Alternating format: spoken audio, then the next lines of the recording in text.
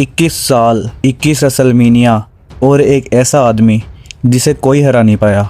ना triple H, ना Shawn Michael, यहाँ तक कि वो लेजेंड्स भी नहीं जिन्होंने पूरी अपनी ज़िंदगी सिर्फ उसे हराने में लगा दी। लोगों को लगने लगा था कि ये स्ट्रीक कभी भी ख़त्म नहीं होगी, लेकिन फिर वो सिर्फ 3 सेकंड पूरी WWE की हिस्ट्री बदल गई। रेफरी ने जैसे ही 3 काउंट किया, पूरे एरिना में सन्नाटा छा गया, क्योंकि उस रात अमर समझी जाने वाली चीज़ मर चुकी थी। यह है द अंडरटेकर की स्ट्रीक की राइज और दर्दनाक फेल की कहानी। भाई मेरा नाम है दीप और तू देख रहा है रेसलदीप चैनल, तो प्लीज़ चैनल को सब्सक्राइब कर ले और वीडियो के लिए लाइक का बटन जरूर दबा दे। चलिए वीडियो की शुरुआत करते हैं। रेसलमेनिया WWE का सबसे बड़ा मंच, जहां हर सुपरस्टार चैंपियनशिप जीतने का सपना देखता है, लेकिन एक आदमी ऐसा था जिसके लिए रेसलमेनिया सिर्फ एक इवेंट ही नहीं था, वो उसका किंगडम था, मतलब कि उसका साम्राज्य था। एक ऐसा मैदान जहां हर साल कोई ना कोई नया सुपरस्टार आता और अंडरटेकर से हार के ही जाता। सन 1991 रेसलमेनिया 7 अंडरटेकर ने जिमी सुनुका को हराया। तब किसी ने ये नहीं सोचा था कि ये जीत सिर्फ हिस्ट्री बन जाएगी। फिर एक एक करके विक्टिम्स बढ़ते गए, Jack Roberts, King Kong Bundy, Diesel, Ken, और धीरे धीरे ये सिर्फ विनिंग स्ट्रीक नहीं रही, ये WWE की सबसे डरावनी लेगेसी बन गई। जब भी एरिना की लाइट्स बंद होती और अंडरटेकर की थीम बजती, लोगों के रोंगटे खड़े हो जाते, क्योंकि सब जानते थे अब मौत की रिंग की घंटी बज चुकी है। फिर आया वो दौर जब अंडरटेकर को लेजेंड्स चैलेंज करने लगे, और सबसे बड़ा नाम Shawn Michael, Mister WrestleMania. WrestleMania 25 में दोनों के बीच सिर्फ मैच नहीं हुआ था, उन्होंने हिस्ट्री बनाई थी। हर नियर फॉल पर फैंस अपनी सीट से खड़े हो जाते और हर किकआउट पर एरिना हिल जाता। एक ऐसा पल आया जब शॉन माइकल ने स्वीट चैन म्यूजिक मारी और पूरी दुनिया को लगा बस अब यही स्ट्रीक ख़त्म हो गई है। लेकिन फिर अंडरटेकर उठ खड़ा हुआ, जैसे मौत खुद मरने से मना कर रही हो।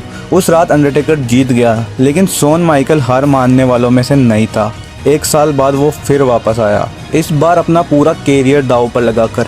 Career versus streak. प्रेशर इतना था कि पूरा रेसलमेनिया उसी मैच के लिए सांस रोक कर बैठा था। और फिर एक ब्रूटल लड़ाई के बाद अंडरटेकर ने थ्रॉम्बस्टोन मारी, 1 2 3, एंड उसी के साथ शॉन माइकल का कैरियर खत्म हो गया। सोचो स्ट्रीक कितनी पावरफुल बन चुकी थी कि उसने लेजेंड्स के कैरियर खत्म करने शुरू कर दिए थे। फिर आया ट्रिपल एच, 1 बार नहीं 2 बार। दूसरी बार तो हेल इन अ सेल के अंदर स्टील चेयर्स, स्लेज हैमर, खून, टूटी हुई बॉडीज, ये रेसलिंग कम वॉर ज़्यादा लग रही थी। लेकिन आखिर में अंडरटेकर फिर जीत गया। अब फैंस को सच में लगने लगा था कि स्ट्रीक कभी टूटेगी ही नहीं, क्योंकि अब बचा ही कौन था, कौन रोक सकता था अब उस आदमी को जो 20 साल से रेसलिंग में अजय था, अनडिफिटेड था। और तभी आया ब्रॉक लेसनर, एक बीस्ट, एक ऐसा आदमी जो इंसानों जैसा लगता ही नहीं था, लेकिन फिर भी ज़्यादातर फैंस को भरोसा था कि अंडरटेकर जीत जाएगा। भाई तुझे क्या लग रहा था कमेंट बॉक्स में बता, क्योंकि अब ये सिर्फ मैच नहीं रहा था, ये फैत बन चुका था। रेसलमेनिया 30 शुरू से ही कुछ अजीब लग रहा था। अंडरटेकर पहले जैसा नहीं दिख रहा था और थोड़ा स्लो और थोड़ा कमज़ोर सा लग रहा था। और ब्रॉक लेसनर हमला कर रहा था, रेगुलर जर्मन सुपरलेग्स, फिर एक और, फिर F5, लेकिन अंडरटेकर फिर उठ रहा था। फिर अचानक एक और F5। रेफरी ने काउंट शुरू कर दिया, ना कोई चिल्लाया, ना कोई सेलिब्रेट कर पाया। पूरा एरिना एक शौक में अंडरटेकर को खड़ा खड़ा देख रहा था। कमेंटेटर्स तक चुप हो गए थे, क्योंकि 21 साल बाद जो नहीं होना था वो हो गया था। द स्ट्रीक टूट चुकी थी और ख़त्म हो चुकी थी। उस रात सिर्फ अंडरटेकर नहीं आ रहा था, उस रात एक एरा ख़त्म हो गया था। आज भी कई फैंस मानते हैं कि स्ट्रीक कभी टूटनी नहीं चाहिए थी, लेकिन शायद इसी वजह से वो मोमेंट इतना बड़ा बन गया, क्योंकि कुछ कहानियां जीत से नहीं बल्कि उसके अंत इमोर्टल बना देती है। और अंडरटेकर की स्ट्रीक WWE हिस्ट्री की सबसे लेजेंडरी कहानी हमेशा रहेगी। दोस्तों आपको क्या लगता है कमेंट बॉक्स में ज़रूर बताएं, और मुझे ऐसी ही वीडियोज़ बनानी चाहिए तो प्लीज़ सब्सक्राइब और लाइक का बटन ज़रूर दबा दें।